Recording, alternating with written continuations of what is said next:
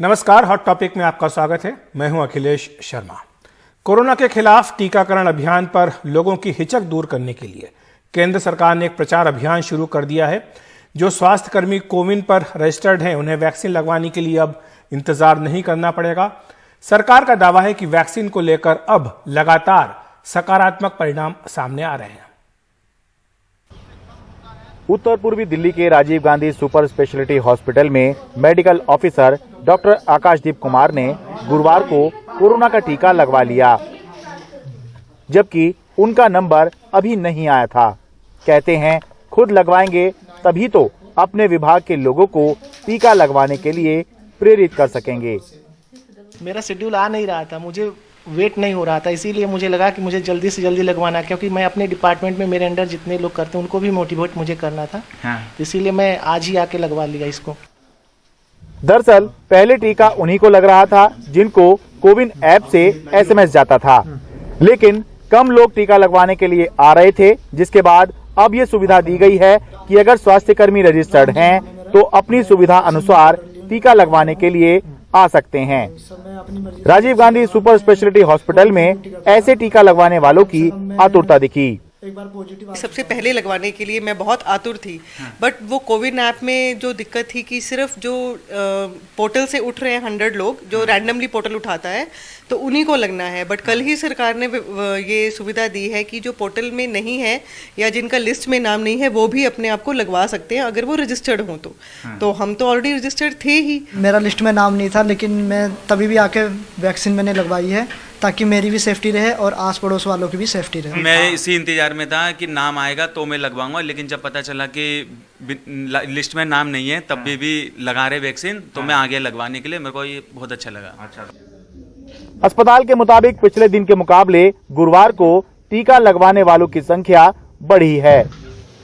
पिछले दिन के कंपैरेटिवली आज संख्या बढ़ी भी है और अभी तक डबल डिजिट्स में आ गया है हमारा नंबर। जैसे मतलब बताइए कि इससे पहले कितने लगे थे, आज कितने अभी तक लगे? अभी तो चल ही रहा है हालांकि। लास्ट टाइम जब लगा था तो सिंगल डिजिट में ही था हमारा, इट वाज 9, और अभी तक क्योंकि हाफ डे ही कंप्लीट हुआ है तो 15 क्रॉस कर गया। दिल्ली स्टेट कैंसर इंस्टीट्यूट में भी टीकाकरण कराने वाले लोगों की संख्या में अच्छी बढ़त दिखी। ट्यूसडे को हमारे पास 21 वैक्सीनेशन हुए थे और आज अभी तक हमारा 40 के अप्रॉक्स हम पहुंच गए हैं और यहाँ पे अभी भी लोग वेटिंग हैं। वैक्सीन के प्रति हिचक, भ्रम और शंका दूर करने के लिए केंद्रीय स्वास्थ्य मंत्रालय ने कैंपेन लॉन्च किया है, जिसमें पोस्टर में फिल्मी गानों की लाइनों से लेकर नामी डॉक्टरों और विशेषज्ञों को टीका लगवाते हुए फोटो हैं, साथ ही उनके अहम बयान भी।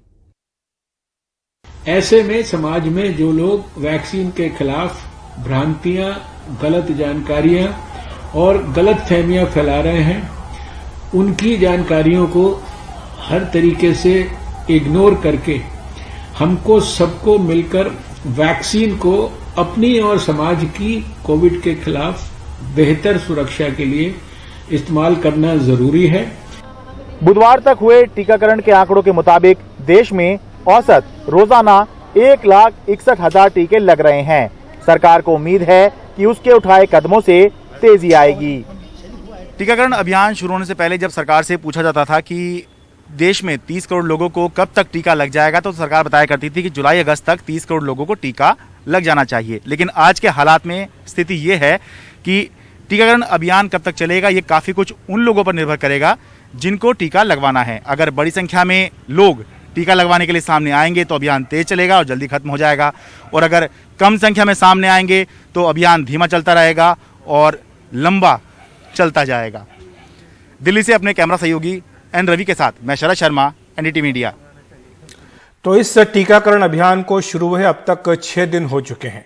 पहले दिन से लेकर अब तक अगर हम बात करें तो स्वास्थ्य कर्मियों के बीच जो डर था, जो शुरुआत में दिखाई दिया था, अब धीरे धीरे खत्म हो रहा है। वजह यह है कि डर के बीच वो लोग भरोसा बढ़ा रहे हैं जिन्होंने वैक्सीन ली है। वैक्सीन लेने वाले ऐसे ही कई लोगों से मिले हैं हमारे सहयोगी परिमल कुमार।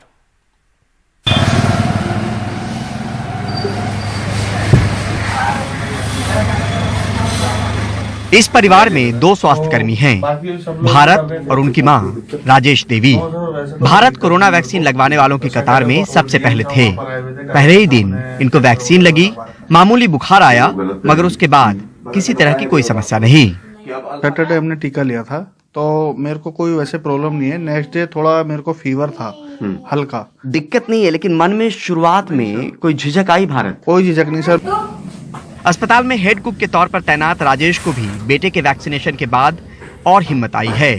बताती हैं कि वैक्सीनेशन के पहले भी परिवार को कोई डर नहीं था, बल्कि सरकार पर भरोसा था, जो और मजबूत हुआ है।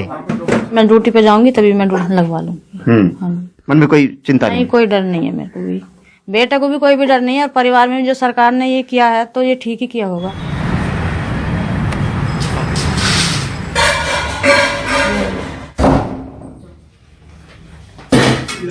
अंजू कौशिक अस्पताल में काम करती हैं। 16 जनवरी को ही वैक्सीन ली। ए अक्षर से नाम था तो नंबर पहले आ गया। एक लम्हे को सोचा कि काश ऐसा न होता, लेकिन पीछे नहीं हटी, हिम्मत दिखाया, और अब 5 दिन बीतने के बाद भी कोई दिक्कत नहीं। लगवाने से पहले मुझे डर था, क्योंकि मैंने भी जैसे लोग अफवाह फैला रहे हैं तो मैंने भी वो बहुत चीज़ें सुनी थी। किसी ने कहा माइग्रेन हो जाएगा, किसी ने कहा कि बुखार ज़्यादा हो जाएगा, किसी ने कहा कि आईसीयू भी जाने की ज़रूरत पड़ सकती है। तो इस वजह से मुझे डर था। अब 5 दिन हो चुके हैं, अब वो डर? जी सर अब नहीं है।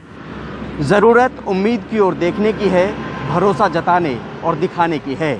इस खबर के जरिए कोशिश बस इतनी कि अफवाह को हवा देने वाले समझें, संभलें, क्योंकि लड़ाई महामारी से है, जिसको अफवाह और भ्रम की बीमारी कहीं कमजोर न कर दे। नई दिल्ली से परिमल कुमार, एनडीटीवी इंडिया। तो परिमल की इस स्टोरी से संदेश बिल्कुल साफ है कि कोरोना से डरें, टीके से नहीं। और इसीलिए टीकाकरण के दूसरे चरण में प्रधानमंत्री नरेंद्र मोदी सभी मुख्यमंत्री कोरोना का टीका लगवाएंगे। दूसरे चरण में आप जानते हैं कि 50 साल से अधिक उम्र के लोगों को टीका लगाया जाएगा। मुख्यमंत्रियों की बैठक में तब पीएम मोदी ने कहा था कि घबराने की, हड़बड़ाने की जरूरत नहीं है। दूसरे चरण में उन सभी का टीकाकरण हो जाएगा जो लोग 50 साल से ज्यादा के हैं। ऐसे में सभी सांसद, विधायक, मंत्री, इन सबको दूसरे चरण में टीका दिया जाएगा। आपको ये भी बता दें कि कल पीएम नरेंद्र मोदी बनारस में जिन लोगों ने टीका लगवाया है और जो लोग टीका लगा रहे हैं, उनसे 1:15 बजे कल दिन में वीडियो कॉन्फ्रेंस के जरिए बात करेंगे। और 2 जगह के टीके हम जानते हैं कि देश में लगाए जा रहे हैं। उसमें से एक जगह है पुणे का सीरम इंस्टीट्यूट, लेकिन वहां पर आज एक इमारत में आग लगी, उसमें 5 लोगों की मौत हो गई। ये आग आज पहली बार दोपहर में लगी थी। फायर ब्रिगेड की टीम ने कड़ी मशक्कत के बाद आग पर काबू पा लिया, लेकिन एक बार फिर शाम को यहां पर आग लगने की खबर है, जिसे बुझाने की कोशिश जारी है। इमारत के अंदर से जो शव मिले हैं उनकी पहचान का काम भी जारी है। इसी इंस्टीट्यूट में कोविशील्ड के उत्पादन का काम हो रहा है। यह साफ किया गया है इंस्टीट्यूट की ओर से कि जहां आग लगी वहां से कोविशील्ड बनाने की इमारत 3 किलोमीटर दूर है और वैक्सीन बनाने के काम पर किसी भी तरह से कोई विपरीत असर नहीं पड़ने जा रहा है। इस फायर में आज 5 लोगों की जाने गई है। यहाँ पे कोविशील्ड का मैन्युफैक्चरिंग भी नहीं था। ये अंडर कंस्ट्रक्शन बिल्डिंग थी जहाँ पे काम चल रहा था। और आज जो लोग गए हैं, जो यहाँ पे जिनकी डेथ हुई है, शायद इसी बिल्डिंग में काम जो चल रहा था वहाँ के वर्कर है, ऐसा शायद प्राथमिक जो अनुमान लगाया गया है उससे ये लग रहा है। आगे की जो जानकारी है वो हमें जल्दी मिल सकती है। रोटा वायरस प्लांट इंस्टॉलेशन का काम शुरू था, जिसमें वेल्डिंग का काम शुरू था, और उस वेल्डिंग के स्पार्क के वजह से वहाँ पर पूरा इंसुलेशन मटेरियल फैला हुआ था। तो इंसुलेशन मटेरियल ये सब इन्फ्लेमेबल होता है और इसीलिए वहाँ पर आग बहुत ज़्यादा बड़े पैमाने पर लगी। जब पूरा कंट्रोल में सिचुएशन होने के वजह से वहाँ पर जब लोग अंदर गए तो वहाँ पर उन्हें 5 बॉडीज नज़र आई है।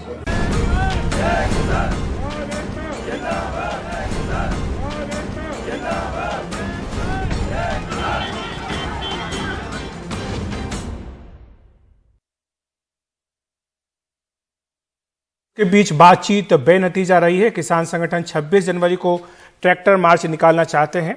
वो ट्रैक्टर मार्च दिल्ली के आउटर रिंग रोड पर निकालना चाहते हैं, लेकिन दिल्ली पुलिस ने कहा कि यह संभव नहीं है। दिल्ली में मार्च की अनुमति नहीं दी जा सकती है। हालांकि उन्होंने कहा है कि केएमपी हाईवे पर यह मार्च निकाला जा सकता है। किसान संगठन इसके लिए तैयार नहीं है। आज आपको बता दें, किसान आंदोलन का 57वां दिन है।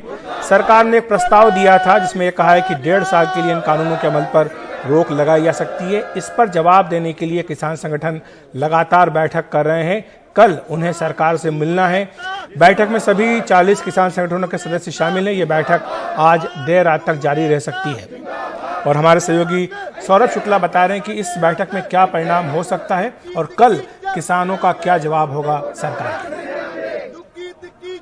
किसान संगठनों की बैठक 2 बजे से चल रही है और अब तक ये बैठक लगातार जारी है और कहा जा रहा है कि ये बैठक आज देर रात तक चलने वाली है। इसीलिए साफ तौर पर मीडिया से कह दिया गया है कि आप लोगों से आज कोई भी प्रेस कॉन्फ्रेंस नहीं की जाएगी, आप लोगों के साथ बातचीत नहीं की जाएगी, क्योंकि अंदर सरकार के जो प्रस्ताव है उसको लेकर के तमाम विभिन्न मत हैं तमाम किसान नेताओं के, और यही वजह है कि सबको एक पेज पर ला करके कोशिश ये की जा रही है कि सरकार को कल हाँ या ना में जवाब ना दिया जाए, एक बीच का रास्ता निकाला जाए।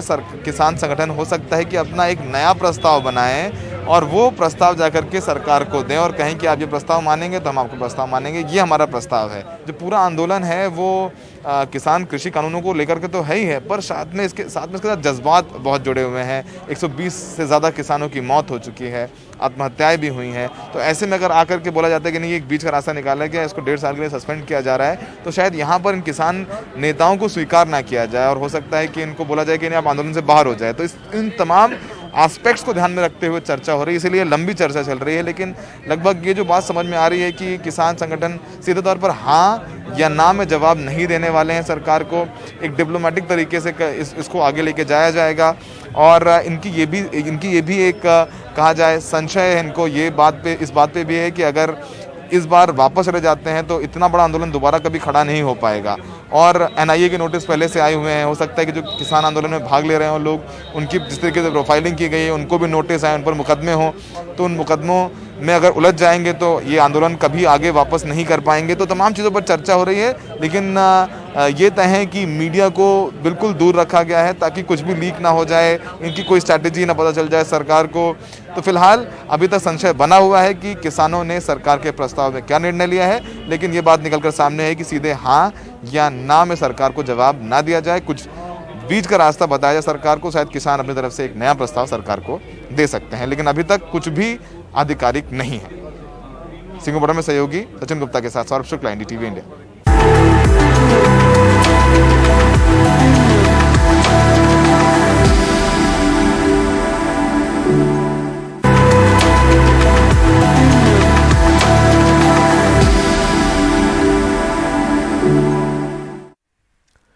शेयर बाजार के लिए आज एक ऐतिहासिक दिन रहा। पहली बार सेंसेक्स 50,000 के पार पहुंच गया। उधर निफ्टी ने भी छलांग मारी और 14,700 से ज्यादा की ऐतिहासिक ऊंचाई पर पहुंच गया। क्या कारण है सेंसेक्स में इस उछाल के, बता रहे हैं अभिषेक शर्मा।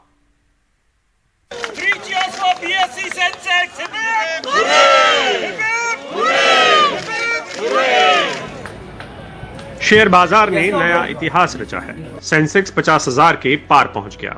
निफ्टी भी 14,700 के आसपास घूमता रहा। बाजार में ये नया उत्साह अमेरिका के नए राष्ट्रपति जो बाइडेन को लेकर भी है।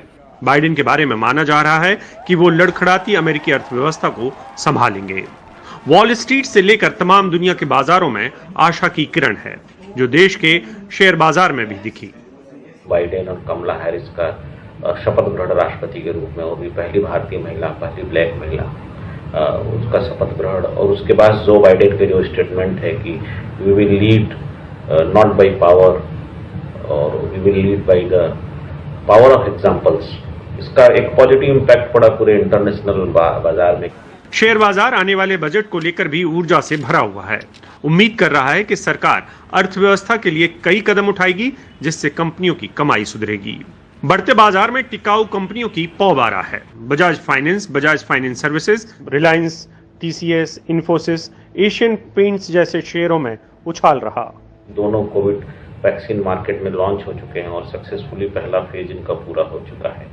और भारत ने जिस तरह से कोरोना के हेल्थ के मामले में रिकवरी की है वो भी पूरे विश्व में अभूतपूर्व है। और जिस तरह से वित्त मंत्री का स्टेटमेंट आया है कि हम पिछले 100 सालों में इस तरह का बजट नहीं होगा जो हम बनाएंगे, जिस तरह से रिफॉर्म देखने को मिल रहे हैं, जिस तरह से एग्रेसिव डिसीजंस देखने को मिल रहे हैं इकोनॉमी को लेके, ये सारी चीज़ें जो कुमुलेटिव इफेक्ट शेयर मार्केट पर डाली है। निस्संदेह मार्केट जो है चीज़ों को बड़ी बारीकी से देख रहा था और बजट 2021 के पहले इस तरह का शेयर मार्केट में उछाल लेना ये बताता है कि बजट 2021 क्या होने वाला है। पिछले एक साल में शेयर बाजार ने कई बड़े ऐतिहासिक उतार चढ़ाव देखे हैं।